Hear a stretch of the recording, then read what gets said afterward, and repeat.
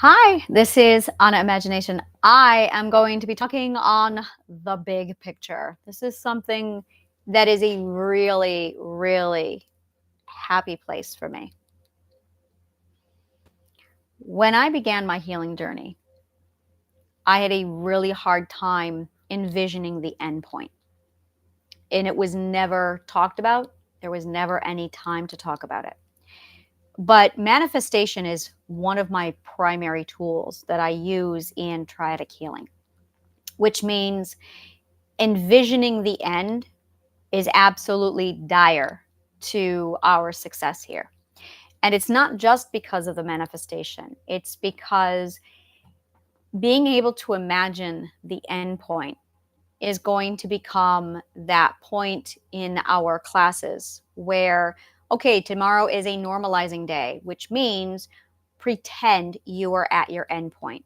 What does that look like? What does it feel like? Live the entire 24 hours as if you are already at your end point. Do your best. That's part of it. The other part of it is the manifestation, imagining what will it look like when you have reached your goal. But really, the third part, the real core of all of this, is when you can see your goal, you actually have something to aim for. Being able to envision an endpoint, to understand the big picture, to realize where it is you are going in your healing journey defines your final destination. It gives you hope that this is not an endless process. So, in the last video, I talked about perspective psychology and I broke down the 8 stages of growth. And the assignment was for you to choose which one of those perspectives resonates with you the most. Who are you? Where do you wish you were on those perspectives? So, whatever number you came up with for your ethical perspective, that is actually your end goal. This is where define it. What would that type of a lifestyle actually look like? If you could carve out your own home and fill it with everything you want, what would it actually look like to you? What would it feel like to you? What would you fill your home with? I'm going to use myself as an example. When I created my healing journey, I created my own cocoon, my own respite. Now, this is the awesome part. By now, you should have been thinking about your own cocoon and building your own respite, what that looks like. When you designed your cocoon, that is actually your ethical perspective. You have designed yourself your ethical perspective. Now, imagine taking your self care cocoon and having a place where your entire lifestyle is your cocoon. Imagine having a life where your entire life, your job, your career, your home, your social circles, the people in your life are your comfort zone.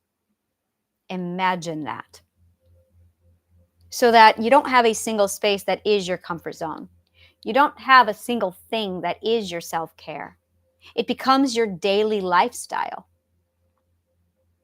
I have a lifestyle of podcasting, educating people, and providing this information to people.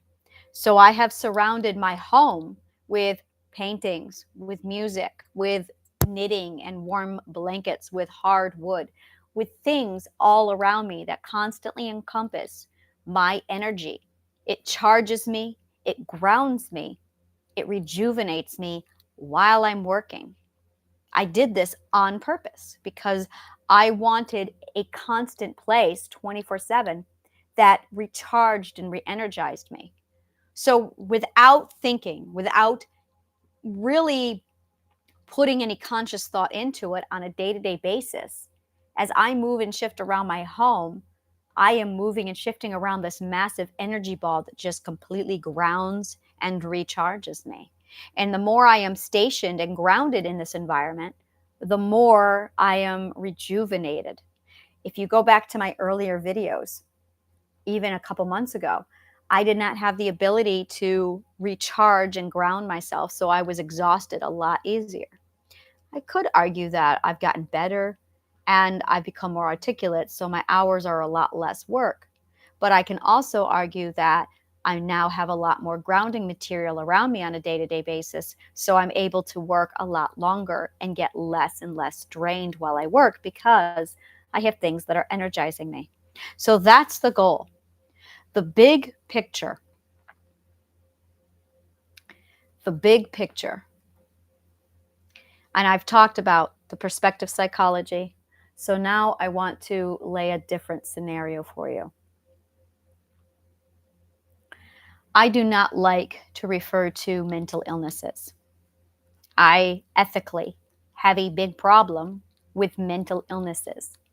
My ethical problem with mental illness is it is an absolute time waster when we focus on exactly all of our symptoms, exactly the names of all of our symptoms, what was done to us.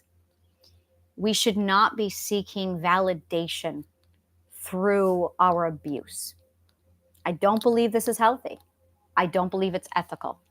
I believe that it is absolutely ethically wrong for the entire psychology field to be nurturing it. So I use something called behavioral defense, which is the encompassing phrase for all mental illness. And all mental illness does fall under behavioral defense. I'm not going to pull apart each and every little symptom. That's not relevant. The same abuse happened to all of us. The same problem happened with all of us. Every one of us began as an authentic individual. Around 2, 3, 4, we tried to be ourselves and someone abused us. Someone with their own behavioral defense felt threatened by our snowflake and they abused us. That abuse taught us that we can't be snowflakes, that we have to be like everybody else. Now, some people used perspective abuse to make sure our snowflake got destroyed and we became like everybody else. And that taught us that it's not safe to be authentic. It's not safe to grow. It's not safe to speak. It's not safe to be yourself. In order to make sure that this instilled in place, our subconscious mind created our own behavioral defenses. Now, every now and then, more often than any of us like, a real asshole comes along and they're threatened by us. So their behavioral defense abuses us sexually, physically, verbally, and that adds to more behavioral defenses. Because the goal with a behavioral defense is to get you to fit in. It is just an authentic individual, a unique snowflake that's being forced to fit in. That's it. And the only way you can get a snowflake to fit in is if you use a behavioral defense. So in the Healing Garden, we are reversing this. We are teaching you to be an original snowflake again. We are reviving your authenticity and your autonomy. We are restoring your authority. We are removing your behavioral defense by teaching you that it is safe to be a snowflake. That is what we are doing. And when we are done, we're going to turn down that fear system. We're going to turn up your defense system. We're going to bright and shiny your gorgeous snowflake in your authenticity. And we are going to take your subconscious mind and we are going to have a BDSM week and we are going to discipline that subconscious mind. And that subconscious mind is going to submit. And I will teach you how. And when you're done, you will be your free, authentic snowflake to be whatever it is you need to be. So you can be your stage 5 or stage 6. And you can be free. That is the goal. That is what we are looking for. That is who you are. And we're going to get you there. So that is the big picture.